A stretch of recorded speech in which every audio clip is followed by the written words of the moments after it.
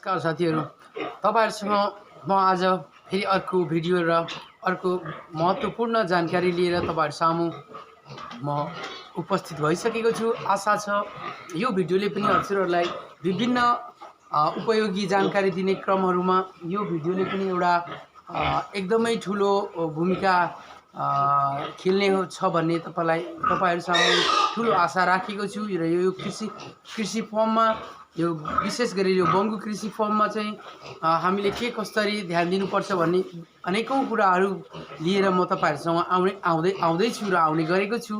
र यो भिडियोमा चाहिँ मैले विशेष केलाई फोकस गर्न खोजिरहेको छु भनेदेखि हाम्रो सम्पूर्ण कृषक साथीहरुले मलाई एउटा कुरा सोधिराख्नु भएको छ फोन गरेर, भाले चाहिँ तपाईको कति उमेर पुगेपछि लाउने अनि कुन उमेरमा चाहिँ परिपक्व हुन्छ अनि कसरी कुन तरिकाले भाले लाउने थतौरीलाई, यानी कि पहिलो चोटी भाले लाउँदाखेरि कसरी लगाउने र दोस्रो पटक ब्याएको माउहरूलाई र पहिलो चोटी भाले लाउन आँट्दा र त्यसमा के छ, दुई चीजमा के फरक छ र कसरी लाउनुपर्छ भन्ने कुराहरू विभिन्न साथीहरुले मलाई फोन गरेर यो भिडियो बनाइदिनुहोस् न भन्ने क्रममा मैले एउटा यो एकदमै सम्पूर्ण साथीहरु, सम्पूर्ण कृषक साथीहरुलाई चाहिँ मलाई आशा छ यो भिडियोले एकदमै महत्त्वपूर्ण भूमिका खेल्ने छ भनेर र म तपाईहरुसँग जोडिसकेको छु। र साथीहरु, हामीले एक त बिड लाउँदाखेरि विशेष गरेर ध्यान दिनुपर्ने कुराहरू मैले केही भिडियोहरुमा पनि तपाईलाई अपडेट गराइसकेको छु र मेरो साथीहरु, सम्पूर्ण कृषक साथीहरुले मलाई समस्या सोध्ने क्रममा र भन्ने क्रममा मैले मेरो पर्सनल अनुभव हजुरहरुसँग शेयर गर्दै छु र विभिन्न खालको पुस्तक अथवा मेरो प्र्याक्टिकल भनौं अथवा विभिन्न फर्ममा गएर प्रत्यक्ष रूपमा उहाँहरुसँग अन्तर्क्रिया गरेर र छलफल गरेर निक्लिएका केही निष्कर्षहरु तपाईहरुसँग मैले चाहिँ शेयर गर्न गइरहेको छु। आज साथीहरु, एउटै कुरा म तपाईहरुसँग के भन्न गइरहेको छु भने हाम्रो जुन नयाँ बुङ्गुरको पाठाहरु हुन्छ त्यसलाई के कसो गरेर कति दिनमा लगाउने, के कसरी त्यसको गुणहरु हुन्छ, जस्तो कि भाले खोज्दाखेरि कसरी थाहा पाउने अनि कति महिना पछाडी भाले लाउने भन्ने कुराहरु म सम्पूर्ण तपाईलाई जानकारी दिन गइरहेको छु। सबैभन्दा पहिले साथीहरु, प्लिज सब्स्क्राइब मेरो यो च्यानल है त, अनि लाइक पनि गरिदिनु नबिर्सिनु होला। यो चाहिँ मेरो रिक्वेस्ट। साथीहरु, म भन्दै थिए के पाठाहरु के अरे जुन थतौरी र माउको फरक कसरी लाउने, के गरेर लाउने। साथीहरु, 6 महिनादेखि 8 महिना कुनै बंगुरहरु के हुन्छ भनेदेखि एकदमै खानाहरु पुग्यो भनेदेखि तपाईको 6 देखि 7 महिनामा ग्रोथ राम्रो हुन्छ। 8 महिनामा त एकदम भाले कुनी खोज्छ। तर साथीहरु, सुरुचोटी जुन हिटमा आउँछ, हिटमा आएको बेलामा हामीले भाले लाउनु चाहिँ बिल्कुलै हुँदैन। किन भन्नुहुन्छ भनेदेखि त्यो भाले लाउँदाखेरिको त्यो एक्चुअली त एउटादेखि दुईटा हिट चाहिँ हामीले कम्पलसरी छोड्नुपर्छ। किनभनेदेखि त्यसमा पनि धेरै फाइदा, किनभने एक त उसको परिपक्व पनि भइसकेको हुँदैन, फिजिकली जुन पार्टै घरमा हुन्छ उनीहरुको एक्टिभ हुने, त्यो एउटा हिट र दुईटा हिट छोडिदिनु भयो भने के हुन्छ भनेदेखि मिनिमम 1 देखि 1.5 महिना जान्छ। तपाईको पाठा, तपाईको जुन बन्दै गरेको थतौरी त्यो 9 महिना अथवा 10 महिनाको हुन्छ। त्यसको फिजिकल पनि एकदमै एक्टिभ भएको हुन्छ र त्यो बच्चा प्रजननको लागि एकदमै योग्य चाहिँ उसको उमेर पनि भइसकेको हुन्छ। त्यसपछि 1 देखि 2टा हिट छोडिदिनु भएर 3 चोटीको पारीमा तपाईले भाले लाउनु भयो भने एकदमै राम्रो हुन्छ। किनभने त्यो सानोमा पाठाहरु भाले लाउनु भयो भनेदेखि बीचमा गएर जुन हाम्रो माउ हुर्किने क्रममा छ, यो चोटी त भयो होला 8 वटा 10 वटा 2 4 वटा 5 वटा 7 वटा एबीसी पाउला, तर बीचमा गएर 2 बेद 3 बेद पछाडी के हुन्छ भनेदेखि उसको जुन ग्रोथ हुन्छ, त्यो जुन खालको ग्रोथ आउनु पर्ने माउमा पनि एउटा ग्रोथ आउँछ। जति तपाईको जति ब्यायो माउ उति ठुलो पनि हुन्छ, साइज पनि बढ्दै जान्छ। त्यो ग्रोथ पनि नआउन सक्छ र भाले पनि एकदमै टाइममा, जस्तो कि टाइममा पनि नखोज्न सक्छ। त्यसले गर्दाखेरि हामीले चाहिँ के गर्नुपर्छ भनेदेखि एकदमै महत्त्वपूर्ण ध्यान दिनुपर्ने कुराहरु चाहिँ उमेर 9 महिना नकडी हामीले 9 देखि 10 महिनाको एराउन्डमा नपुगिकन हामीले भाले लाउनु हुँदैन। कारण त शरीर एकदमै परिपक्व भइसकेको हुन्छ त्यस पछाडि मात्रै लाउँदाखेरि एकदमै राम्रो हुन्छ र ऊ निरोगी हुन्छ र पछिसम्म उसले एकदमै त्यो भाले खोज्ने प्रक्रियाहरू सम्पूर्ण कुराहरूमा चाहिँ उसको कुनै पनि प्राकृतिक कुराहरूमा चाहिँ कुनै पनि कमजोरी हुँदैन। कमजोरी नहुने कुराले गर्दाखेरि एकदमै 9 देखि 10 महिनामा मात्रै भाले लाउन चाहिँ म सम्पूर्ण कृषकहरूलाई आग्रह पनि गर्छु। कारण चाहिँ मैले भनि पनि हालेँ र तपाईँहरूले प्र्याक्टिकल आफू कसैले बुझ्नु पनि भएको होला सायद। कलिलोमा लाउँदाखेरि तपाईँको पाठा निकालेपछि 1.5-2 महिनासम्म भाले लाग्दिँदैन।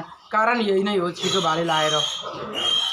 एक त तपाईँले दबाई चलाउनु हुँदैन।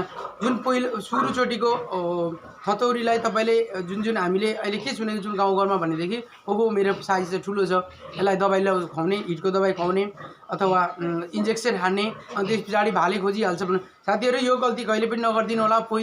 यदि पहिलो बेत हो भनेदेखि कहिले पनि दबाई इन्जेक्सन चाहिँ भाले खोज्ने इन्जेक्सन, हिटको इन्जेक्सन कहिले पनि नलाउनु होला। यो चाहिँ मेरो रिक्वेस्ट, किनभनेदेखि एकदमै असर पर्छ बच्चालाई ल त्यो माउ एकदमै बिग्रिने चान्सेस ज्यादा हुन्छ र त्यसले नराम्रो पछिसम्म गएर नराम्रो असर पार्न सक्छ, माउमा इफेक्ट हुन्छ।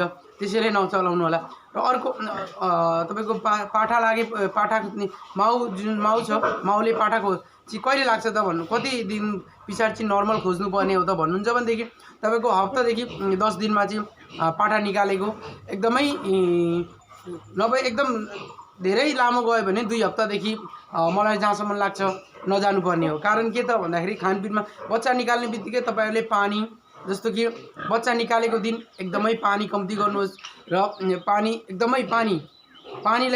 कम्ती गर्नु भने पानीलाई बढाउनुहोस् र दाना चाहिँ कम्ती गर्नुहोस्। त्यो कारण के छ भन्दाखेरि उसको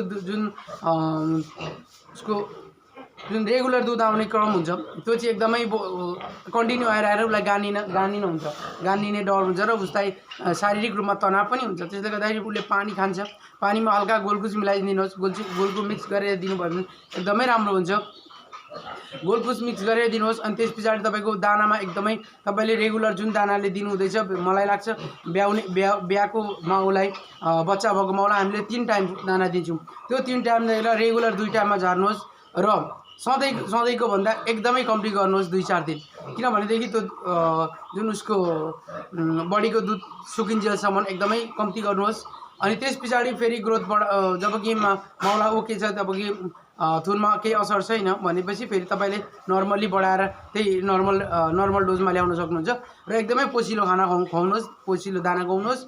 त्यसले गर्दाखेरि माउले एकदमै उसको शरीर एकदमै राम्रो हेल्दी फिल गरेपछि उसले अटोमेटिक, किनभने ऊ शारीरिक रूपमा फिट भएपछि उसले भाले त अटोमेटिक खोजिहाल्छ। त्यो सबैभन्दा मेन कुरो के छ त भन्दा खानपिनमा ध्यान दिनुपर्छ साथीहरू। बच्चा निकालेपछि माउलाई पनि एकदमै ध्यान दिनुपर्छ। खानेकुराहरूमा एकदमै कम, जब कि थोरै कन्ट्रोल गरियो भनेदेखि बिचमा 2 देखि 3 दिनसम्म त हामीले कन्ट्रोल गर्न सक्छौँ। त्यहाँदेखि उता चाहिँ कन्ट्रोल गर्नु मिल्दैन। किनभनेदेखि फेरि जुन उसलाई एकदमै लुते भयो भनेदेखि तपाईँको शारीरिक रूपमा ऊ एकदमै एक्टिभ हुँदैन। त्यसले गर्दाखेरि उसले भाले खोल्ने चान्सेस एकदमै न्यून हुन्छ। त्यसले गर्दा साथीहरू 2 देखि 3 दिन त तपाईँले दाना कन्ट्रोल गर्नुभयो भने त्यस पछाडि चाहिँ एकदमै कन्ट्रोल नगरी नर्मल डोज खुवाउनु होला। त्यसले गर्दाखेरि के हुन्छ भनेदेखि भाले खोल्ने चान्सेस एकदमै चाँडो हुन्छ। अनि बिचमा तपाईँले बच्चा निकालेको 1-2 दिन पछाडि जुकाको दबाई पनि अनिवार्य खुवाउनु होला। त्यसले गर्दाखेरि फेरि माउलाई बिचमा प्रब्लम नहुने हुन्छ। कारण के त भन्दाखेरि पेटमा जुका भयो भने त्यही नै हो, गाह्रो हुन्छ माउलाई र बच्चा पनि हेल्दी आउँदैन। त्यसले गर्दाखेरि जुकाको दबाई खुवाउनु अनिवार्य छ बच्चा भाले लाउनुभन्दा अगाडि।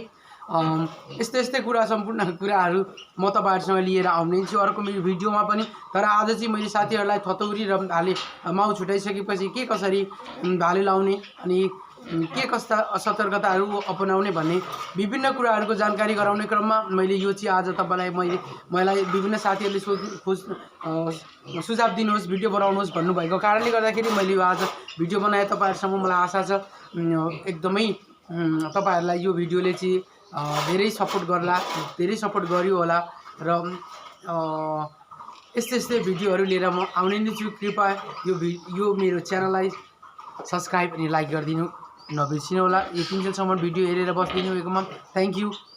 अनि प्लिज आफ्नो व्यवसायमा एकदमै महत्त्वपूर्ण अब मेरो यो सबै कुराहरू हो भनेर आफ्नो व्यवसायलाई नि सम्पूर्ण सम्झेर गर्नु भने तपाईँ पक्कै पनि सफल हुनुहुनेछ।